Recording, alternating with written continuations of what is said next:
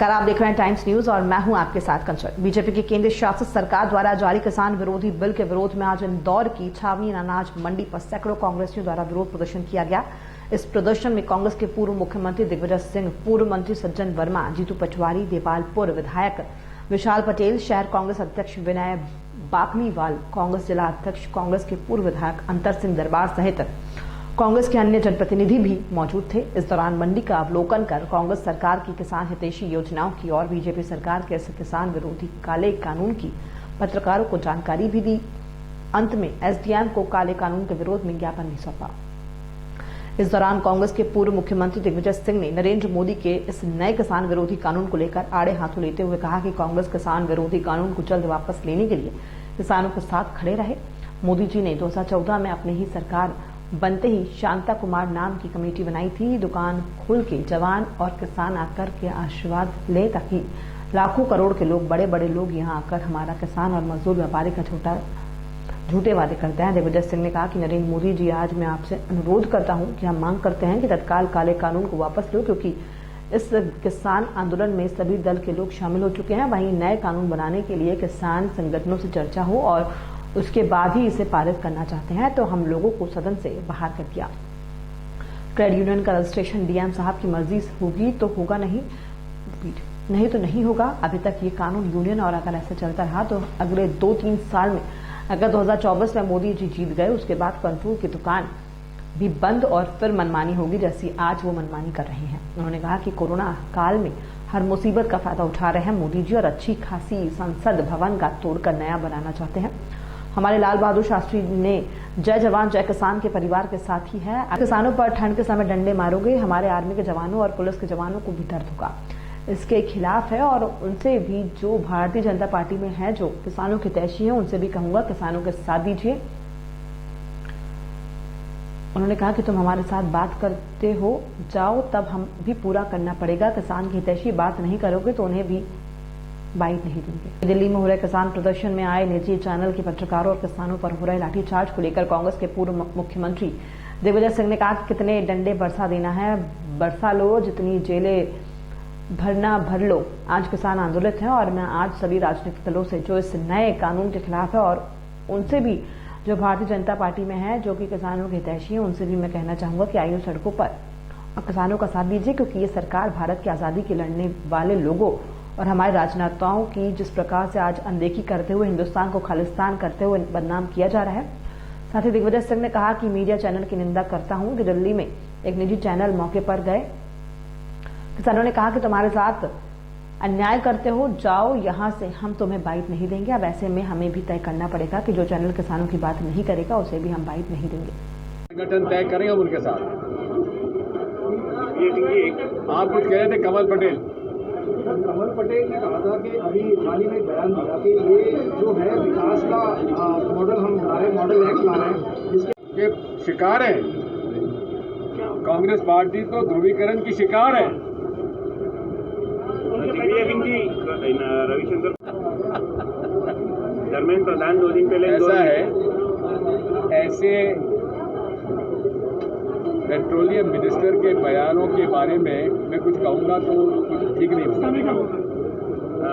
एक चीज़ आ रही थी कि निकाय के चुनाव कांग्रेस की स्थिति क्या लग रही है आपको, जो अभी उपचुनाव दिख रहे हैं, उसके बारे में आप क्या समझे नगरीय निकाय चुनाव में? ऐसा है, उसके लिए हमारे कमलनाथ जी मीटिंग ले रहे हैं, सबसे चर्चा कर रहे हैं, रणनीति बनेगी और रणनीति के आधार पर हम नौजवानों को मौका देंगे। ईवीएम को लेकर क्या कहना है आपका? देखिए, ईवीएम के बारे में तो किसी दिन अलग से चर्चा करो, मैं बहस करके बता दूंगा कि ईवीएम पे भरोसा क्यों नहीं करना चाहिए। मैं एक ही बात कहता हूँ, ईवीएम में क्या सॉफ्टवेयर डला हुआ है ये बताते क्यों नहीं है? अगर ईवीएम में सॉफ्टवेयर डला हुआ है तो पब्लिक करें, क्योंकि इनका कहना है कि हैक नहीं हो सकती है। तो सॉफ्टवेयर अगर खुला कर दें तो भी हैक नहीं होगा। लेकिन कांग्रेस और एक मिनट कहते हैं कि साहब केवल 4 लोगों को मालूम है कि जनवरी से जो है सीए लागू हो जाएगा, एनआरसी को लेकर। वही मैंने आपसे कहा है ना, इनको केवल ट्रिपल तलाक, लव जिहाद, एनआरसी, इनको इसके अलावा कुछ नहीं सुन दिखता। पेट्रोल भाव बढ़ाते जाओ, क्या हिंदुओं पर मार नहीं पड़ रही? क्या हिंदू किसान जो है उन पर मार नहीं पड़ रही? वहाँ कहाँ चले जाते हैं हिंदू मुसलमान? ये केवल इस देश को ठग रहे हैं ये भारतीय जनता पार्टी के। कई राज्यों के नाम भी लिए, सिक्किम अरुणाचल वगैरह के नाम लेके यहाँ पर हम ये कर चुके हैं। अब सिक्किम अरुणाचल प्रदेश में क्या गेहूँ धान इतना उत्पादन होता है कि वो यहाँ पे देते हैं? ये तो डेफिसिट स्टेट्स की बात कर रहे हैं। आज 3, 4, 5 राज्य हैं जहाँ से कि किसानों का अनाज सरकार खरीदती है, सरप्लस स्टेट्स है। पंजाब है, हरियाणा है, राजस्थान है, मध्य प्रदेश है, उत्तर प्रदेश है। यहाँ से गेहूँ, चावल, धान हमारा आंध्र प्रदेश है, तेलंगाना है, तमिलनाडु, यहाँ से। तो सरप्लस स्टेट्स के किसानों को नुकसान है इसमें। मध्य प्रदेश का किसान आपको क्यों नहीं लगता? आपको क्यों लगता है कि देखिए कोरोना शहरी क्षेत्रों और ग्रामीण क्षेत्रों में तुलना नहीं होती थी। अब ग्रामीण क्षेत्रों में भी लोन मिलेगा किसान को और किसान इससे उन्नत होगा। दूसरा, मार्केट को पूरा ओपन कर रहे हैं, इससे बिचौलियों को हम पूरी तरह से खत्म कर देंगे और सीधे तौर पर जो है किसान अपना माल जो होता है वो उपभोक्ता को दे सकता है। पैन कार्ड होल्डर कोई भी खरीद सकता है उसको लेकर। तो मार्केट को वन स्टेट वन नेशन के हिसाब से इसको बिजनेस करना चाह रहे हैं। तो अब ये किस तरह की दलील? तो आज कौन रोक रहा है? आज का कोई बंधन है क्या? अगर कोई किसान मंडी के बाहर भेजना चाहता है तो कोई रोक रहा है क्या? झूठ बोलता है किसान मंत्री यहाँ का। वो कहता है किसानों का कर्जा माफ करना सबसे बड़ा पाप होगा। ऐसे किसान मंत्री से तो इस्तीफा ले लेना चाहिए था। बीजेपी का कहना है कि 55 साल आपकी सरकार रही, उसका एक आर्टिकल जरूर पढ़िएगा। उन्होंने कहा है कि किसी भी वायरस का पता लगाने के लिए उसकी रिसर्च की आवश्यकता है और रिसर्च के बाद क्या उसका तत्व है और किस तरह से उसको नकारा किया जा सकता है। उन्होंने कहा कि HIV एड्स का 1980 से कोशिश चल रही है कि वैक्सीन निकाला जाए, आज तक नहीं निकाल पाया। मम्स के जो क्या कहते थे पहले जो होता था, नहीं गाल में जो हो जाता था, नहीं,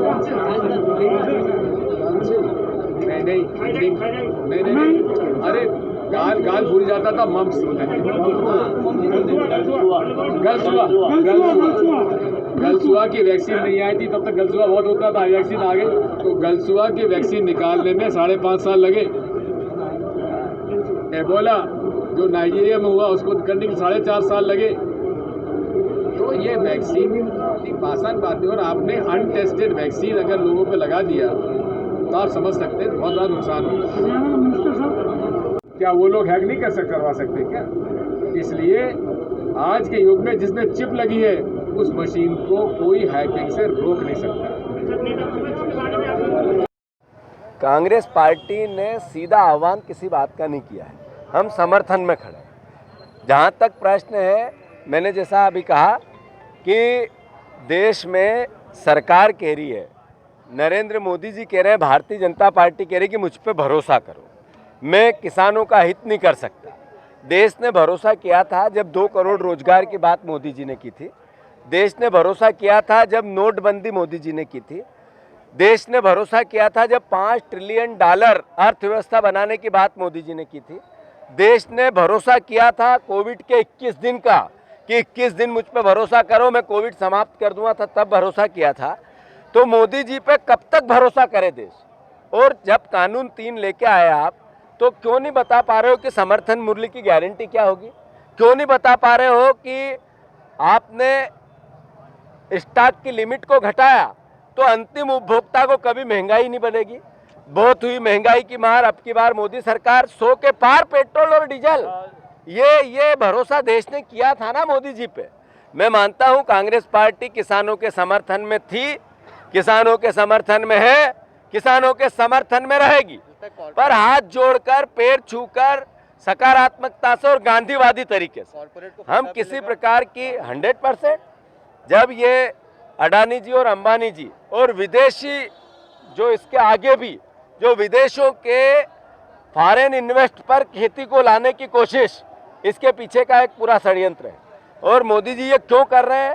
इसका मूल कारण है कि वो कारपोरेट जगत से सरकार और देश को कंट्रोल करना चाहते हैं और अपनी सरकार हमेशा रहे इसके लिए प्रयास करने में लगे हैं। मैं मानता हूं देश की जनता समझ रही है, रिएक्ट कर रही है, सबक सिखाएगी। जय जवान जय किसान, ये मत भूलो कि जवानों के परिवार भी किसान ही हैं। अगर किसानों पर ठंड में ठंडी बरसात बौछार करोगे और उनको डंडे मारोगे तो उसकी पीड़ा हमारे आर्मी के जवानों पर भी होगी, हमारे पुलिस के जवानों पर भी होगी। कितना डंडा बरसाओगे, बरसा लो, कितनी जेलें भरोगे, भर लो, हम पीछे हटने वाले नहीं हैं। आज किसान आंदोलित है और मैं सभी राजनीतिक दलों से जो इसके खिलाफ है और उनसे भी जो भारतीय जनता पार्टी में है, जो किसानों के हितैषी हैं, उनसे भी मैं कहूंगा कि आइए सड़क पर और किसानों का साथ दीजिए, क्योंकि ये वो सरदार लोगों को जिन्होंने कि इस भारत की आजादी के लिए लड़ाई लड़ी, सरदार भगत सिंह जैसे लोगों के, हमारे सिखों को, उन सबको किस प्रकार से आज खालिस्तानी कहकर बदनाम किया जा रहा है। हमारे मीडिया चैनल्स को मैं निंदा करता हूं उनकी। अभी वहां पर एक चैनल, मैं नाम नहीं लूंगा, वो मौके पर गए, किसानों ने कहा कि तुम हमारे साथ अन्याय करते हो, जाओ यहां से, हम तुम्हें बाइट नहीं देंगे। अब हमको भी तय करना पड़ेगा, जो चैनल किसानों की बात नहीं करेगा हम उसको भी बाइट देने से मना कर देंगे। इसलिए आप सब लोग समझ लीजिए। बहुत बहुत धन्यवाद। किसान एकता जिंदाबाद, किसान एकता जिंदाबाद, किसान और मजदूर एकता जिंदाबाद, हम सब एक हैं, हम सब एक हैं। धन्यवाद। जय हिंद, भारत माता की। करेगा कैसे भरोसा करें आप पर?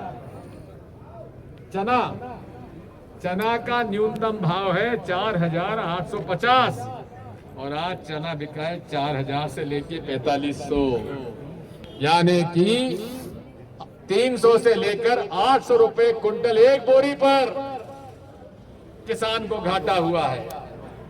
सोयाबीन भी एमएसपी से कम बिका है। बात यही है, भरोसा मोदी जी कैसे करें? आपका कौन सा वचन है जो आपने निभाया हो 2014 से लेकर आज तक? और अब किसान, मैं तो पंजाब हरियाणा के किसानों को बधाई देता हूं। दिल्ली में उन्होंने घेरा डाल दिया, डेरा डाला हुआ है। उन्होंने कहा हम तो 4 महीने 6 महीने साल भर जितने वहां कहोगे हम तो यही बैठे। अब हमारा हक बनता है। मैं मध्य प्रदेश के किसानों को जागृत करने के लिए उन सभी किसान संगठनों को जो कि किसानों की लड़ाई लड़ते हैं, उनसे कहूंगा कि वे किसानों के बीच में समझाएं कि काला कानून कितना खतरनाक है। मैं तो मोहन भागवत जी से कहूंगा, आरएसएस के प्रमुख, कि वे भारतीय किसान संघ को कहें कि आए धरना दे, कानून वापस लेने के लिए किसानों के साथ खड़े रहे। अगर नहीं करेंगे तो हम ये मानेंगे कि आप ये सब नाटक नौटंकी केवल वोट कबाड़ने के लिए करते हैं, केवल समाज और धर्म के नाम पर आप बांट कर अपनी राजनीति करते हैं। और मोदी जी ने 2014 में ही अपने सरकार बनते ही शांता कुमार कमेटी बनाई। काहे के लिए बनाई? कि कंट्रोल की दुकान को कैसे खत्म किया जाए, किसानों को, गरीबों को, मजदूरों को, गरीब लोगों को जो अगर कैश देंगे तो फिर अनाज मत खरीदो। जब बांटना ही नहीं है तो अनाज क्यों खरीदो? और जब बांटना नहीं है तो किसानों से क्यों खरीदो? तो ये कंट्रोल की दुकान और किसानों का एमएसपी दोनों खत्म करने का षड्यंत्र की शुरुआत है, ताकि लाखों करोड़ के लोग, बड़े बड़े लोग यहां आकर हमारा किसान और मजदूर और व्यापारी का शोषण कर सकें। ये लड़ाई हमारी नहीं है, आप सबकी, हम सबकी है, और सबको एक साथ होना चाहिए। रोज झूठे वादे करते हैं नरेंद्र मोदी जी। आज मैं आपसे अनुरोध करता हूं, आज हम यहां अपने आवेदन दे रहे हैं, प्रतिवेदन दे रहे हैं, और हम मांग करते हैं कि तत्काल ये कानून वापस लो, जॉइंट पार्लियामेंट्री कमेटी बनाई जाए संसद की, सभी दल के लोग उसमें शामिल हों, सभी किसान संगठनों से चर्चा हो, और उसके बाद ही कानून संसद में लाया जाए। हम जब इस पर चर्चा करना चाहते थे तो हम लोगों को सदन से बाहर कर दिया गया, उठा उठा के बाहर फेंक दिया गया। और इसी के साथ साथ मजदूरों के खिलाफ भी नया कानून आ गया है। मजदूर हमारे, गरीब हमारे कहाँ पर जाएंगे, हमारा घर कैसे चलेगा? अगर ये मंडी बोर्ड बंद होता है, अगर ये मंडी बोर्ड बंद होता है तो हम गरीबों का पेट कैसे पलेगा? बहुत बढ़िया, ये हमारा अम्माल भाई ने बोला है। बात यही है, ये सारी लड़ाई गरीब और अमीर की लड़ाई है। गरीब आज परेशान है, मोबाइल पीछे बस नीचे का, नोटबंदी, ठीक है, जीएसटी, और अब ये काला कानून। किसान सड़क पर, हमाल सड़क पर, तनावटी सड़क पर, केवल बड़े बड़े लोगों को ये फायदा पहुंचाने के लिए लाया गया है। इसलिए हम इस काला कानून का विरोध करते हैं, और अब आप नारा लगाएंगे हमारे साथ। हाँ।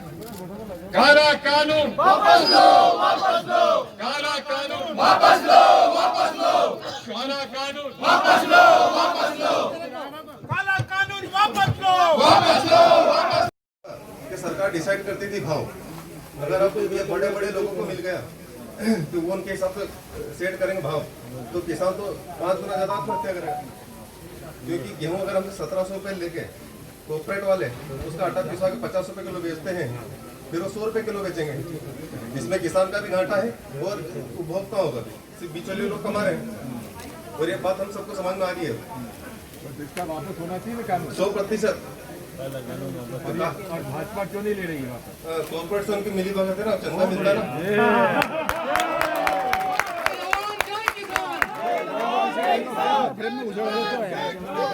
बोलता आगे मत जाओ। जय किसान, जय जवान जय किसान। चलिए आइए हमारे साथ, आइए। कांग्रेस के लोग कहते रहे हैं कि केंद्र की ये सरकार, नरेंद्र मोदी की औकात नहीं है कि केंद्र की सरकार चलाए। ये सरकार अडानी और अंबानी जैसे कारपोरेट घराने के लोग चला रहे हैं, जिनने खरबों रुपए का चंदा भारतीय जनता पार्टी और नरेंद्र मोदी को दिया। उस कर्ज को उतारने के लिए ये 3 कृषि के काले कानून नरेंद्र मोदी अडानी अंबानी के दबाव में लेके आए हैं। साथियों, किसान समझ गया है, नौजवान समझ गया है, किसानों को ठगा गया। नौजवान के हाथ आज भी बेरोजगार हैं। अडानी और अंबानी, मेरा ये कहना है कि जब हमारी सरकार थी डॉक्टर मनमोहन सिंह की, किसी किसान ने हमसे नहीं कहा था कि हमारा कर्जा माफ करो। सोनिया गांधी जी ने कहा मनमोहन सिंह जी को कि इन किसानों का कर्जा माफ करो, किसानों की आत्महत्या बढ़ रही है। 72,000 करोड़ का कर्जा हमारी कांग्रेस की सरकार ने माफ किया था बिना मांगे। आज नरेंद्र मोदी की सरकार किसका कर्जा माफ कर रही? किसानों का कर्जा माफ नहीं कर रही। अडानी अंबानी जैसे बड़े उद्योगपतियों का अरबों खरबों रुपए का कर्ज माफ कर रही है। किसान समझ गया, नौजवान समझ गया।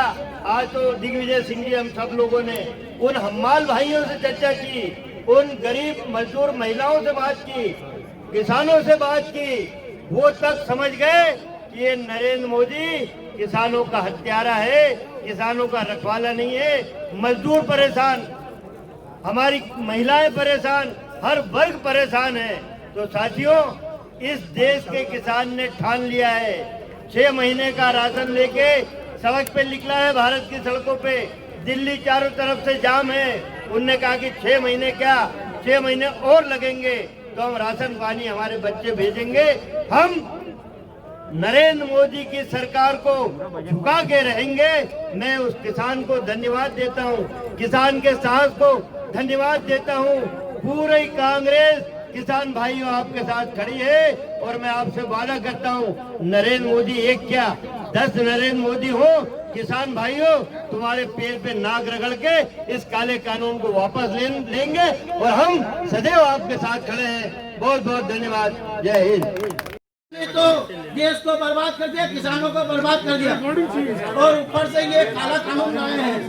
ऊपर से ये काला कानून लाए। इस काला कानून से कई किसान ने आत्महत्या की। पहले शिवराज सरकार ने हमारे मंदसौर में गोलीकांड कराया, किसानों के हालात खराब कर दिए। आज हमारे यहाँ आज तक 140 नहीं थी, 144। अमित शाह और मोदी जी ये तो तड़ी पार है, तड़ी पार है। एक गंजा दोनों गुजरात के हैं, पूरे देश को ये तड़ी पार है, देश को बर्बाद कर दिया इन्होंने। काला कानून वापस लो, वापस लो, काला कानून वापस लो, वापस लो, काला कानून वापस लो, वापस लो। धन्यवाद। जो हमारे पूर्वजों ने बैकबोन बनाई है मंडी की, वो मंडी की बैकबोन ब्रेक हो जाएगी और इससे आने वाले समय में 2-4 साल बाद किसान बंधु जो है वो बहुत तकलीफ पाएंगे। उनको उनकी फसल का उचित मूल्य प्राप्त नहीं होगा। व्यापारी भी अपना धंधा खो बैठेंगे और सारा व्यापार जो है वो मल्टीनेशनल कंपनी के हाथ में चला जाएगा। तो हम भी इस कानून का विरोध करते हैं और सरकार को निवेदन करते हैं उचित तरीके से निराकरण करते हुए इस चीज को समझे, गंभीरता को समझे और इसके वापस। किलो गेहूं है जिसमें 1 किलो गेहूं में 5 जने करीब 5 जन व्यक्ति खाना खा सकते हैं पेट भर के। और एक बिस्लेरी की बोतल 20 रुपए की है, उसमें एक आदमी पानी पी सकता है। हम रात में जब पानत करते हैं ना, जब रात को पानत करते हैं खेत पे, तो हम लोग मतलब लुंगी में रहते हैं, इतने पेड़ हमारे खेत।